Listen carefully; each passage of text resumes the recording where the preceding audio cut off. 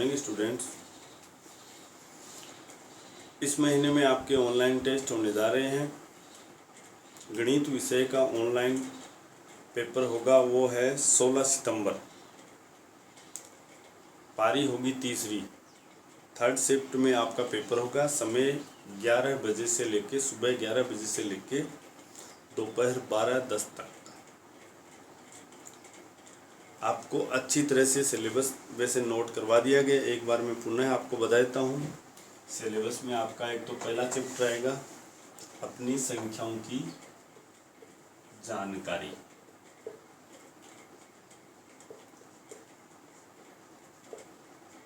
पहली प्रश्नावली पूरी आई। दूसरी है पूर्ण संख्याएं। दूसरी प्रश्नावली है पूर्ण संख्या। तो अच्छी तरह से इन दोनों प्रश्नावलियों को हल करके अच्छी तरह से तैयारी करके सभी बच्चों को अनिवार्य रूप से ये टेस्ट देना है। टेस्ट देने का सिस्टम आपको मैं अच्छी तरह से समझा रहा हूँ। आप विशेष तौर से ध्यान रखें। पहले तो टाइम का ध्यान रखें। डेट होगी 16/9/2020। शिफ्ट होगी आपकी, पारी होगी वो थर्ड होगी, जिसमें समय रहेगा आपका 11 AM सुबह 11 बजे से लेकर 12:10 तक। 1 घंटे का पेपर होगा। 12:10 इसलिए दिया जा रहा है, 1 घंटा और 10 मिनट। 10 मिनट आपको सबमिट करने का समय दिया जाएगा। आप अपनी नोटबुक पर ये एंट्री डालोगे। वही Vinayak senior secondary school, Shastri Nagar, Sikar. First written online test 2020 और 21। ये एंट्री आपको नोटबुक के ऊपर डालनी है। ये आप टाइम ध्यान रखोगे, डेट ध्यान रखोगे, पारी का ध्यान रखोगे। तीसरी पारी सुबह 11 बजे से लेकर 12:10 तक। सिलेबस आपका पहली और दूसरी प्रश्नावली है। उसके बाद में कॉपी में जो एंट्री डालनी है वो है नेम। सबसे पहले अपना नाम लिखना है, class, subject, day and date, ये डाल के फिर जो आपके पास पेपर होगा, जैसे 11 बजे की आपके पास पेपर पहुंच जाएगा। पेपर आप लोग डाउनलोड करोगे, वहाँ से ओपन करोगे। डाउनलोड होने के बाद में पेपर हल करना शुरू कर दोगे। आराम से करना है।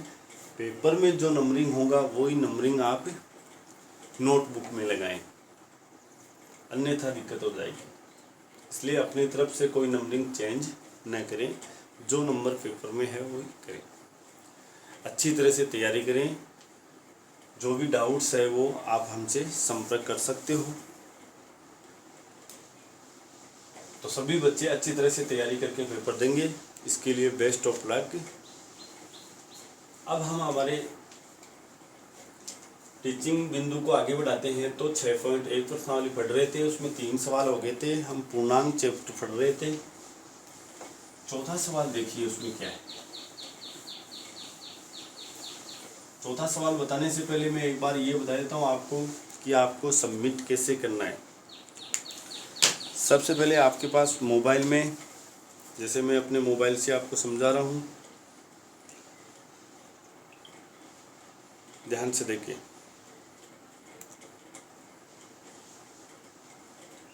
यहाँ देखिए मेरे मोबाइल में, देखिए स्क्रीन पर। इसमें स्कूल लोग को उसको आप लोग ओपन करेंगे। जैसे ही ओपन होगा, इसमें आप लोग यहाँ पे माई असाइनमेंट में देखोगे। माई असाइनमेंट में आपको यहाँ पे पेपर उपलब्ध होगा। पेपर जैसे मान लो ये पहला ही है, तो इस पर आप क्लिक करोगे, पेपर ओपन हो जाएगा। उसके बाद में इसको डाउनलोड कर लेना है। डाउनलोड होने के बाद में आपको पेपर अपनी नोटबुक में जो आपने बनाई थी उसमें अच्छी तरह से इसको हल करोगे। हल करने के बाद में आप मोबाइल से फ़ोटो खींच लोगे पूरे पेपर की। फ़ोटो खींचने के बाद में यहाँ नीचे देखिए ये जो पहला है चूज फ्रॉम गैलरी, अगर इसको आप क्लिक करोगे तो गैलरी दिखाएगा आपकी। उसमें फ़ोटो जो खींची हुई थी अपनी उस पर आप लोग उनको सेलेक्ट कर लोगे, जैसे पहली, दूसरी, तीसरी, चौथी जो भी है। सेलेक्ट करने के बाद में आपके पास ये लिखा हुआ है सबमिट असाइनमेंट। नीचे देखिए सबमिट असाइनमेंट, ये रहा। इसको क्लिक कर दोगे तो ये हमारे पास पहुंच जाएगा। इसका टाइमिंग हमारे पास रहेगा वो केवल 10 मिनट का रहेगा। 10 मिनट के बाद में अगर आप सबमिट करना चाहोगे तो नहीं होगा, इसलिए टाइम का विशेष तौर से ध्यान रखें। 1 घंटे का पेपर होगा, 10 मिनट उसको सबमिट करने का समय दिया गया। देखते हैं हम 6.1 प्रश्नावली का चौथा सवाल। संलग्न आकृति में एक इस तरह से आकृति दी हुई है, संख्या रेखा, ऊर्ध्वाधर संख्या रेखा है ये ऊपर से नीचे, जिसमें यहाँ पे शून्य है, ये हमारा शून्य है। उसके बाद में इस तरह से संख्या रेखा पर संख्याएं दर्शाई गई है, 1 2 3 4 5 6 7 8, जिसे यहाँ प्लस का 8 है।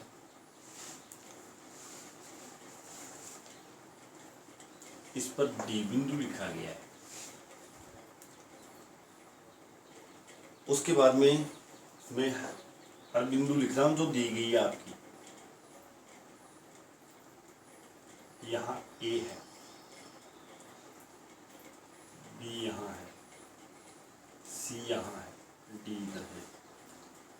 इधर हमारे पास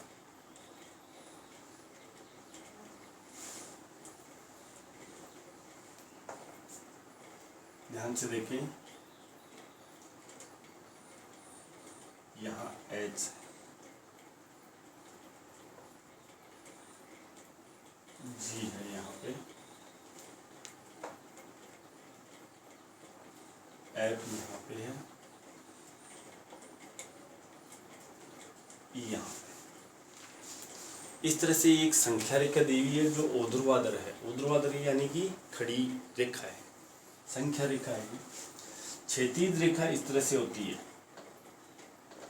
और ये ऊर्ध्वाधर रेखा है। प्रश्न दोबारा से बोल रहा हूं मैं, संलग्न आकृति में एक ऊर्ध्वाधर संख्या रेखा को दिखाया गया है, दिख रही है, जो पूर्णांकों को निरूपित करती है। पूर्णांक इस पे दर्शाया गया है, जैसे 0 है, फिर 1 2 3 4, ये ऊपर जाएंगे तो प्लस का होगा, नीचे जाएंगे तो माइनस। इस रेखा को देखना है, निम्नलिखित बिंदु के स्थान ज्ञात कीजिए। अब आप ध्यान से सुने, जैसे पहला सवाल है इसमें, चौथे का पहला, यदि बिंदु डी +8 पर है तो -8 वाला बिंदु कौन सा होगा, बिंदु कौन सा है। इसका हल लिखोगे, -8 वाला बिंदु। अब आपको -8 देखना है बराबर। देखिए भैया ध्यान से देखिए, ये 0 है तो 0 से अगर हम ऊपर जाएंगे तो प्लस के रहेंगे, 0 से नीचे जाएंगे तो माइनस होंगे। तो -8 वाला देखना है तो 0 से यहाँ से गिनेंगे, 1 2 3 4 5 6 7 8, 8 हमारे पास एफ आ है, ये इसका राइट आंसर। इसी तरह से बी बिंदु में जाते हैं। क्या जी एक ऋणात्मक पूर्णांक है, क्या जी एक ऋणात्मक पूर्णांक है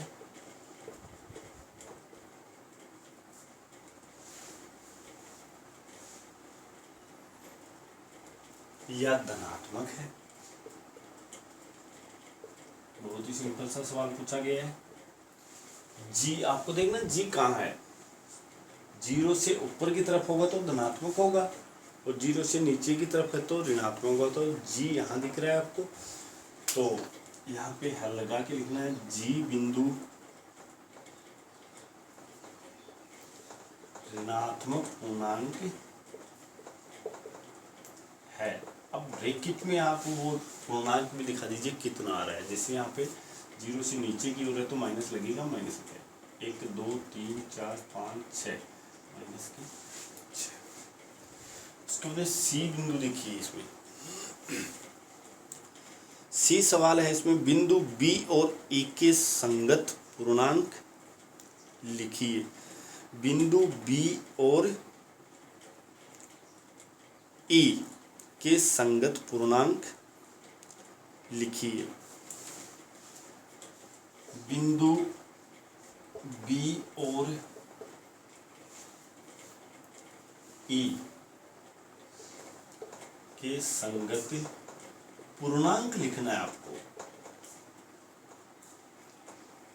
समझिए अच्छी तरह से कि बिंदु बी कहाँ है और ई कहाँ है। तो इसका उत्तर लिखना है आपको, बिंदु बी बराबर लिखना है या बिंदु बी का पूर्णांक बराबर, बी बिंदु यहाँ है प्लस की तरफ, इसका पूर्णांक देखेंगे तो 0 से गिन लेना 1 2 3 4 प्लस के 4। इसी तरह से बिंदु ई का पूर्णांक लिखना है आपको। तो ई बिंदु यहाँ नीचे की तरफ है, नीचे की तरफ माइनस आएगा 1 2 3 4 5 6 7 8 9 10 माइनस के 10 पर है। इस तरह से ये सवाल बताना है आपको। इसमें डी है, इस संख्या रेखा पर अंकित बिंदु में से किसका मान सबसे कम है। तो सबसे कम मान ई का है, सबसे कम मान पूछ रहा है तो सबसे कम मान ई का है। तो यहाँ पे लिख देना, डी वाले का हल निकालोगे तो आप डी का मान ब्रैकेट में सॉरी ई का मान -10 लिख के सबसे कम है, सबसे कम है। और अंतिम सवाल इसमें सभी बिंदुओं को उनके मानों के घटते हुए क्रम में लिखना है। अब सभी बिंदुओं को घटते क्रम में लिखना है। एक होता है बढ़ता क्रम, बढ़ता क्रम में तो क्या होता है, सबसे छोटी संख्या पहले लिखो और फिर उससे बड़ी बड़ी बड़ी। जबकि घटता क्रम में क्या होता है, सबसे बड़ा बिंदु पहले लिखेंगे, उसके बाद में उससे छोटा, उससे छोटा, उससे छोटा, अंत में सबसे छोटा। तो ई जो सवाल है उसको ध्यान रखिए। ई सभी बिंदु को उनके मानों के घटते हुए क्रम में लिखना है। बिंदुओं का घटता क्रम, जिसको हम अवरोही क्रम भी कहते हैं, बराबर सबसे बड़ा लिखना है। सबसे बड़ा 8